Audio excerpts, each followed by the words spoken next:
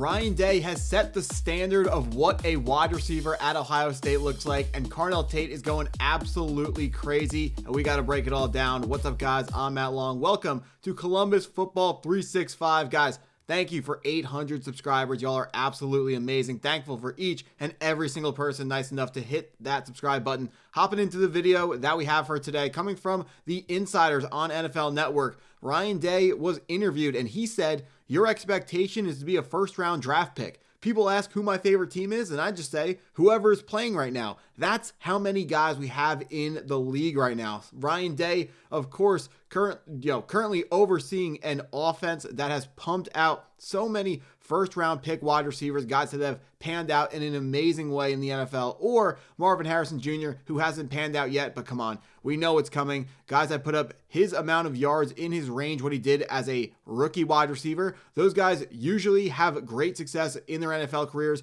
but usually it's a third-year breakout, not a second year or, only 800 and so. First year, it didn't happen for Marv, but he's a great prospect. He's going to be a great wide receiver once the Cardinals learn how to use him. But Ohio State Buckeyes, they have put Garrett Wilson into the first round, great player. Jackson Smith-Njigba into the first round, great player. Chris Olave, first round, great player. Terry McLaurin, great player. The guy we got to thank is current offensive coordinator.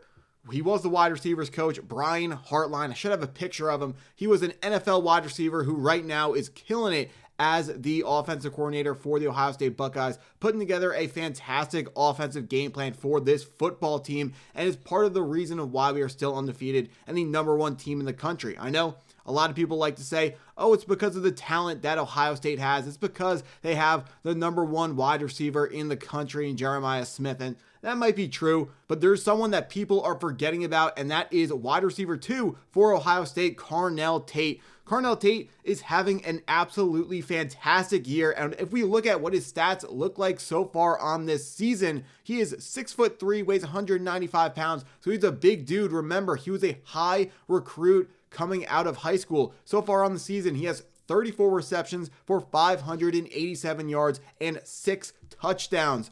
Now, you may know him from the great play, such as the first touchdown versus Wisconsin, a bomb thrown from quarterback Julian Sayin to Carnell Tate, putting up the first points of the game for the Ohio State Buckeyes. That was an absolutely amazing play to see from Julian Sayin and Carnell Tate. And Carnell Tate is a wide receiver who really isn't getting enough love. Reminds me a lot stylistically of Emeka Egbuka, and also situationally like Emeka Egbuka, because he's an Ohio State wide receiver. Everyone's looking at him and being like, these guys are usually really, really good. But then you look at it and go, well, he's not the number one wide receiver, but the flag on that is he's stuck behind who everyone knows is a transcendent generational talent like Jeremiah Smith. Jeremiah Smith, people were saying that he was going to be the first overall draft pick in the NFL. Should he have been eligible after his freshman season in college? That's, normal for basketball, absolutely unheard of in the college football game, because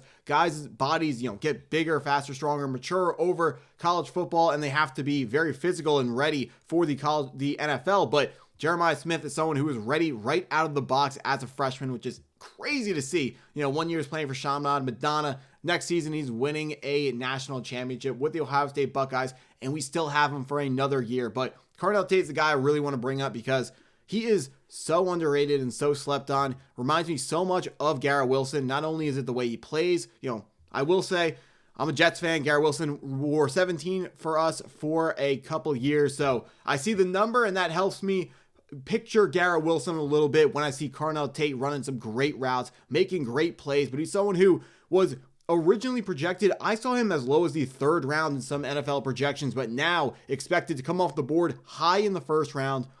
Haven't seen him as wide receiver 1. I see him a lot as wide receiver 2 behind Jordan Tyson, but I do expect this to be a player that is going to be highly coveted in the NFL draft, and someone who can help the Ohio State Buckeyes win a ton more college football games, because no longer, I guess not no longer, but teams cannot double team Jeremiah Smith because of Carnell Tate is going to kill you if you do that. And then they still got Brandon Inniss on top of it. It's an absolute embarrassment of riches for quarterback Julian Sayin when we are looking at what this team has going for it, and it's just so amazing to see. a lot of teams, they're still going to shift their coverage over to Jeremiah Smith, which makes, all the sense in the world. There's no college cornerback right now who can one-on-one guard Jeremiah Smith because he's that special of a talent. So teams are going to shade their defense, maybe rotate, maybe their safeties, take a couple more steps towards whatever side of the field Jeremiah Smith is on, which is going to give Carnell Tate the opportunity to get one-on-ones, be able to go deep, and just keep going off and being that top prospect that he was in high school, and a top prospect who I believe he will be at the next level as well. Carnell Tate is someone that Ohio State fans need to be extremely, extremely excited for. Now, another player that Ohio State fans need to be extremely excited for is what Jackson Smith-Njigba, talking about wide receivers playing well at Ohio State, moving on to the next level and playing well. How about Jackson Smith-Njigba? Over 860 yards through only 7 weeks of the NFL season, leading all wide receivers in that stat. Currently, the fantasy football wide receiver 1, Jackson Smith-Njigba, an absolute monster. We knew he was a route running beast. We knew he was fantastic at just sitting down and settling in zones, finding the hole, but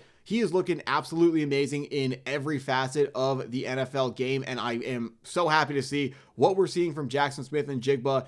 And it's pretty good to see after he fell a lot farther in the draft to the Seattle Seahawks at pick 21, a lot farther than a lot of people thought he was going to fall in that draft, but he's making the entire league pay. If you needed a wide receiver and you let Jackson Smith-Njigba fall past your pick, you are absolutely regretting it. JSN going crazy for the Seattle Seahawks, and love to see what is going on. Speaking of teams that don't have a lot going on at wide receiver, this week the Ohio State Buckeyes are off. They're going to be on a bye week, but then in 2 weeks on November 1st, facing the Penn State Nittany Lions at the Horseshoe. We got to keep saying it. Cannot look over this team, even if the Penn State Nittany Lions are currently 0-4 in the Big Ten. On a 4-game losing streak, which is crazy to say about a team that was the second overall ranked team just a couple weeks ago, fired the head coach, Drew Aller out with an injury. Now I'm seeing them up on rankings of the bottom 15 teams in the league.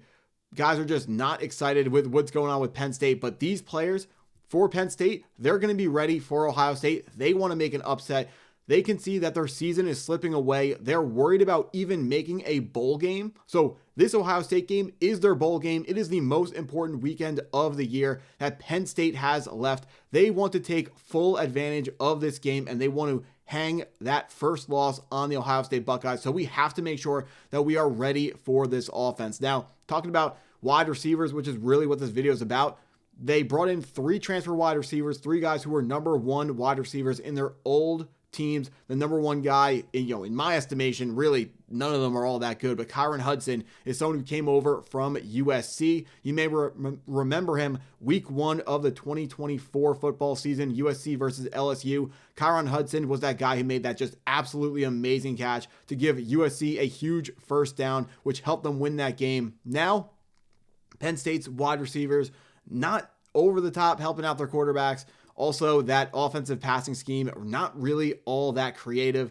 and it should be something that our defensive coordinator, Matt Patricia, is going to have something really, really nasty planned for, and something that we should be able to do a very good job shutting down. With no Drew Aller, the Penn State Nittany Lions are onto their backup quarterback.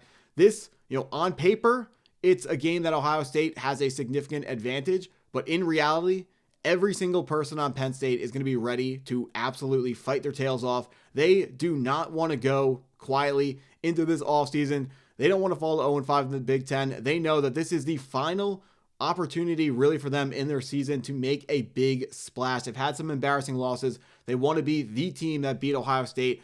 The Buckeyes are looking so good that this loss could, if they lose, it could be the only loss of the football season, and Penn State is going to be looking to do that to them. But that's what I got for this video. If you enjoyed the video, please hit that like button if you haven't already. Hit that subscribe button if you're new to the channel, and go Buckeyes.